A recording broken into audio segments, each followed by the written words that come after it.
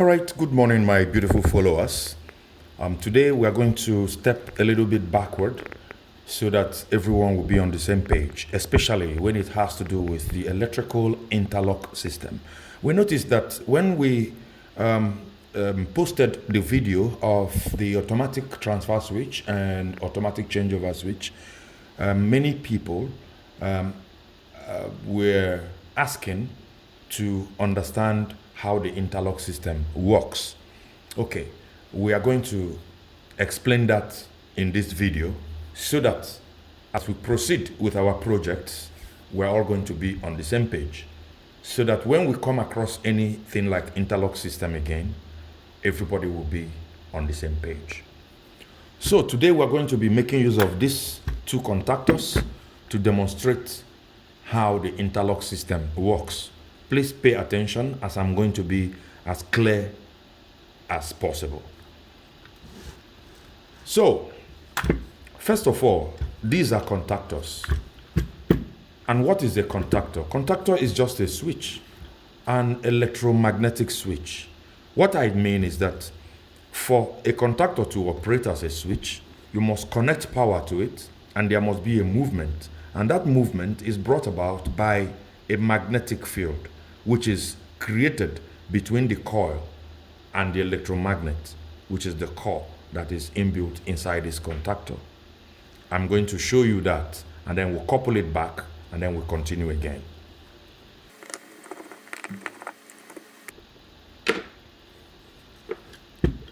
Inside here, we have our contacts. All our contacts are visible right here. These are the movable contacts. 1, 2, 3, 4. There's another one inside. What it means is that these ones can move. Right underneath these ones, we have the stationary contacts, which do not move. Those ones stay until these bars come down here to shut those ones. So the stationary contacts are between this one and this one. What that means is that when this movable contact moves down, it shuts these two, that the power that is here can now be found here. So this becomes a closed switch. When you release it, it becomes an open switch. So these are the main power contacts, these three. Then right here you have this small movable contact. This one is the auxiliary contact called the normally open contact. What that means is that this one remains, these two, they remain open until this moves down. And this cannot move down until you connect 220 volts to the coils. The coil terminals are always labeled A1 and A2. So down here, you have another auxiliary contact, which is supposed to connect to this one. This is the normally closed contact. What that means is that right now that we've not connected any power to this one is closed. This one and this one are closed. They can only open when we energize it. So when I say energize, I mean when you connect power, 220 volts, to this one. So, and then for your information again, these three contacts are rated to operate at 80 amps and 1000 volts. So we're going to cover this side.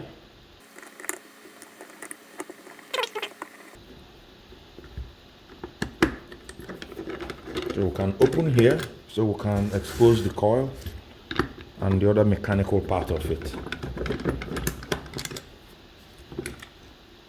So this is the contactor internal part. This is the spring. What this spring does is, naturally, due to gravity, this is always down. It's always down. So, but this spring keeps it up all the time. So that when you energize it and it goes down, when you de-energize, the spring will bring it back up. That is the function of this spring. This one here is the movable part, which is attracted by the electromagnet when this coil is energized. That is when you connect power to these two terminals. So if we connect power directly to these two terminals, this electromagnet, it will start to behave like a magnet. Right now, it is not a magnet. But when you connect power here, it behaves as a magnet, and then that is how it attracts this one down to it, and then causing these contacts to close, and then causing the normally closed contact to open. I hope this is clear.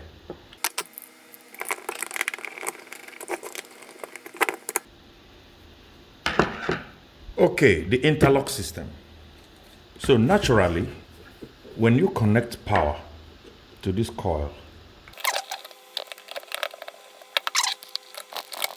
to energize this contactor, all we need to do is to close this breaker. So we close it, you see it is energized. All right. Now we have two contactors here. Okay. We have two contactors here. This one supplies power from the generator, and this one supplies power from the mains. If this one is supplying power from the generator and there is the presence of power from mains, and two of them meet together, it's going to be disastrous, and we don't want that to happen. And how do we achieve it? We achieve it by making use of the electrical interlock system. How does it work?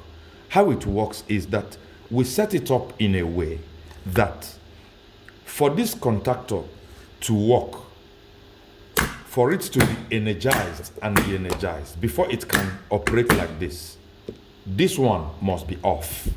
If this one is on, this one should not be on. So the interlock system, what it does is that it stops these two contactors from switching on at the same time. That when this one is off, that is the only time this one will work. The power from generator cannot be supplied to the load if there is presence of power from mains on this one. This one can only go down like this when this one is up. So that when power comes from mains to this one and this one goes down, it is expected that this one should go off. So let us connect the interlock system between these two contactors clearly so that we will all understand it. How do we do that? First of all, let us switch off power. So instead of connecting this power directly to this coil, because of course you know, if you connect it direct here, it is complete. So whenever you switch on this breaker, this contactor will be energized. So you don't connect it direct. What you do is that you come out. You take it to normally closed contact of this one. Normally closed. What that means is that it is closed already. That is when this one is not energized. This contact is closed. And that normally closed contact is this one here. So we can connect it here on this one. Set your wire here and tighten it. So what is remaining now is to come to this other side, the back side. That is this same contact, the second contact, the second of it. From here, we're going to take this wire all the way to this place.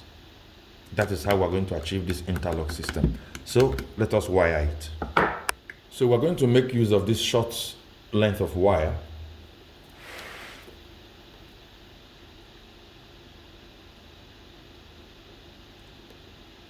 Let us connect it on the second normally closed contact. So I want to insert it here and then we tighten it firmly. So this wire here that we've connected, we're going to bring it back to connect it to this coil where we removed the other one from. So this guy is coming here and then we tighten it. So when we energize this one is going to close. It can only close because this one is open. If you look at this, you see this one is depressed while this one is lifted. So when this one is lifted, that is the only time the power from generator can go to the load. But when this one is depressed, when this one goes down, or when this contactor is energized, and this one goes in, this one becomes de-energized, preventing the power from generator from clashing with the power coming from mains. So this can only work when this is up. When this goes down, this one comes up. And when this comes up, this one goes down. So that is the function of an interlock system. I will take this wiring again on a clearer note. This is our breaker, this is our source. From the life, it goes to the normally closed contact of contactor A, and then it comes out from this normally closed contact of contactor A, and it goes to A1 of the coil of contactor B, while the neutral goes all the way straight to this one. So I believe with this video, I've been able to answer all your questions on electrical interlock system using two contactors. And if you have further questions, please do not hesitate to ask in the comment section, or you send me a private message and I will respond as quickly as possible. If you like this video, please share with your friends and let me know also in the comment section. And of course, you follow me for more tips on power.